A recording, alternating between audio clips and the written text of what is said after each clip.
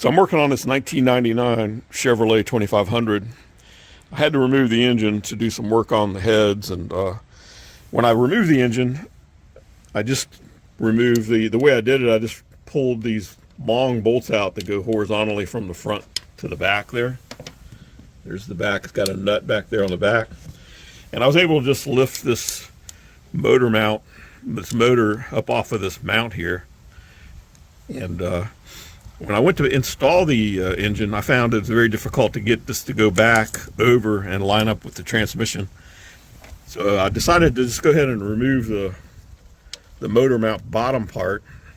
It's got 3 nuts and bolts on, attaching it to this plate that's welded to the frame. And so I just removed those and then reattached the upper to the lower with that long bolt through it. And that allowed me to just slide this plate, this motor mount over this plate, and then I could line up the transmission bell housing to the engine easily that way. And before I let the engine down onto the frame, I jostled it around and was able to get all the bolts to go through the holes. And so now I can go back, now the engine's sitting on the frame, and I can go under there and tighten up, put the nuts on all the bolts. There's 3 on each side. Now that I have all the bolts stuck through the holes, you can see on this side here, it's a little harder to see, but got the same situation. There's one of the bolts you can get to there, and one up there. Before, I really couldn't tell how this thing was put together. It was all just covered in dirt and grease and grime. Everything was black, and I've never worked on one of these before, so I didn't really know what I was getting into. But now that I've seen it, taken it apart, now I know the next time if I need to do it, how to go about doing it. And also I learned about rigging up the engine with a chain.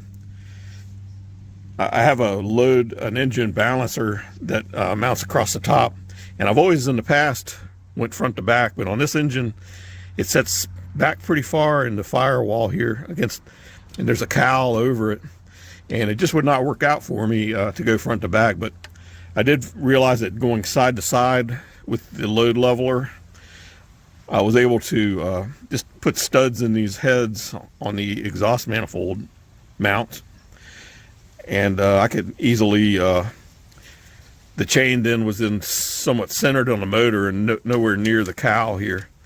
That helped me get it back into place.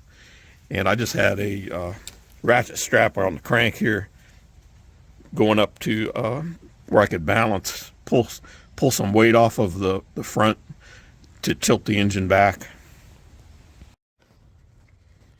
So I found it's more convenient when I'm doing these Chevy V8 engines is to use my engine leveler side to side instead of front to back, because it makes the space here be open and clear for the brake booster and the air conditioner and the cover. And so this can go back in and it's clear. I can get my hands back in there to bolt it up. And it's pretty well balanced with these. I got studs in here on the head, and I've just bolted the chain to the leveler here. And to adjust the angle, I just use a ratchet strap strapped around the crank, going up to the center there. And I can just tighten this and change the angle of the engine easily. And I like to use a digital angle indicator. Get it pretty close.